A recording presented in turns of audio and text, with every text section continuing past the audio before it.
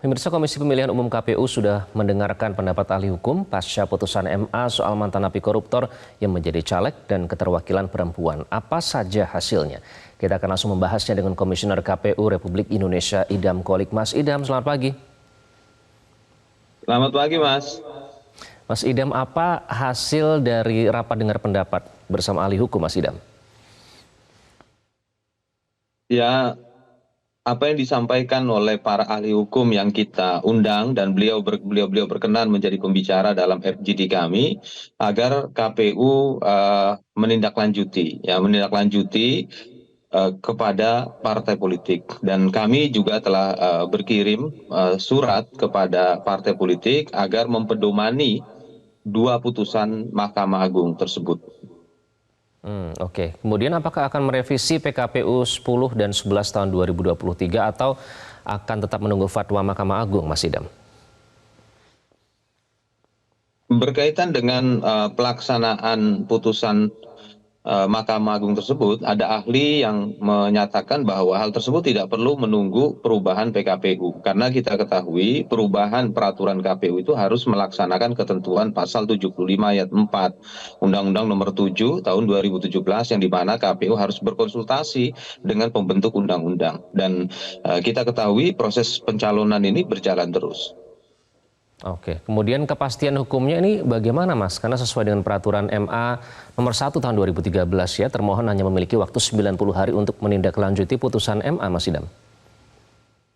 Ya, benar sekali yang disampaikan Mas tersebut bahwa pasal 8 ayat 2 Peraturan Mahkamah Agung nomor 1 tahun 2011 itu kami diberikan waktu 90 hari sejak salinan putusan tersebut diterima, dan pada kesempatan ini juga kami sampaikan bahwa salah satu partai peserta pemilu yang mengajukan bakal calon anggota DPR RI atau calon anggota DPR RI yang ada dalam DCS yang bersangkutan itu adalah mantan terpidana dan mendapatkan tambahan pidana pencabutan hak politik, kemarin telah diganti. Karena memang kami telah sampaikan kepada partai politik tersebut tentang putusan Mahkamah Agung nomor 28P/HUM/2023 itu wajib dilaksanakan. Jadi putusan Mahkamah Agung itu sudah dilaksanakan oleh partai politik, dan pada kesempatan ini juga kami tegaskan bahwa pasal 11 ayat 6 Peraturan KPU nomor 10 tahun 2023 dan pasal 18 ayat 2 Peraturan KPU nomor 11 tahun 2023 itu berkenaan dengan mantan terpidana pada umumnya yang mendapatkan tambahan pidana pencabutan politik. Jadi tidak secara spesifik bicara tentang eks-koruptor, itu tidak benar di dalam pasal tersebut. Kenapa? Kita buka kembali dua amar putusan Mahkamah Konstitusi. Yang pertama, putusan Mahkamah Konstitusi nomor 87/PU/20 Yang kedua, amar putusan Mahkamah Konstitusi nomor 12/PU/21/2023 yang dimana kedua amar putusan tersebut itu menjelaskan tentang pasal 240 ayat 1 huruf G dan pasal 185 huruf G dalam Undang-Undang nomor 7 tahun 2017. Jadi putusan Mahkamah Konstitusi itu berbicara tentang mantan terpidana secara umum. Yang kalau di dalamnya itu ada mantan terpidana eks-koruptor, ya itu bagian saja seperti itu. Ini yang perlu kami luruskan. Karena sekali lagi pasal 11 ayat 6 Peraturan KPU nomor 10 tahun 2023 dan pasal 18 ayat 2 Peraturan KPU nomor 11 tahun 2023 itu bicaranya adalah mantan terpidana dengan penambahan pidana pencabutan hak politik, seperti itu. Baik, Mas Idam, kapan rencananya akan berkonsultasi dengan DPR, Mas?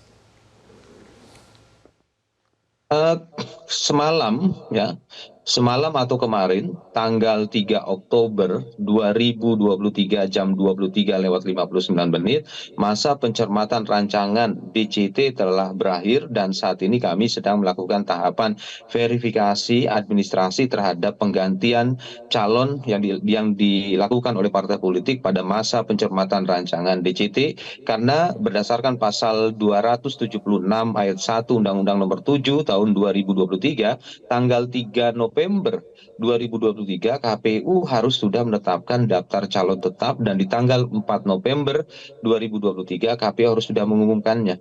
Jadi saat ini adalah tahap akhir dari pencalonan dan sekali lagi kami tegaskan partai politik yang mengajukan mantan terpidana dengan ancaman di atas 5 tahun dan mendapatkan tambahan pidana politik itu telah mengganti calon tersebut dengan yang baru. Ya. Oke. Jadi sudah kami tidak bisa tegaskan mengganti bahwa lagi ya, Mas? putusan Mahkamah Parpol sudah tidak bisa mengganti Agung lagi nama caleg yang mantan napi koruptor? Jadi putusan Mahkamah Konstitusi itu bicaranya mantan terpidana, Mas. Ya, mantan terpidana. Nanti bisa dibuka kembali 2 amar putusan Mahkamah Konstitusi.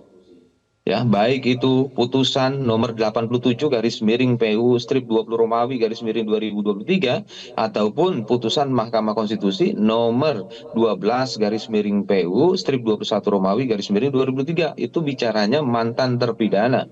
Ya, tidak Bukan secara hanya spesifik koruptor di ya? sana dengan Oke. ancaman 5 tahun. Baik, Ya, Mas Idam, atau apakah ini akan mengganggu tahapan pemilu, Mas Idam? tidak mengganggu. Tidak mengganggu tahapan pemilu karena memang mantan terpidana dengan ancaman 5 tahun dan mendapatkan tambahan pencabutan hak politik itu kemarin hanya 1 orang, Mas. Ya, hanya 1 orang. Nah, jadi kemarin sudah diganti. Jadi putusan Mahkamah Konstitusi, putusan Mahkamah Agung nomor 28P/HUM/2023 itu telah dilaksanakan dalam konteks pencalonan anggota DPR RI. Jadi sudah dilaksanakan, jadi tidak mengganggu tahapan sama sekali. Baik, tidak ada tahapan yang terganggu, jadi akan berjalan sebagaimana sudah direncanakan sejak awal. Terima kasih Mas Idam Qolik, Komisioner KPU Republik Indonesia, sudah bergabung dengan Selamat Pagi Indonesia. Jelajahi cara baru mendapatkan informasi. Download Metro TV Extend sekarang.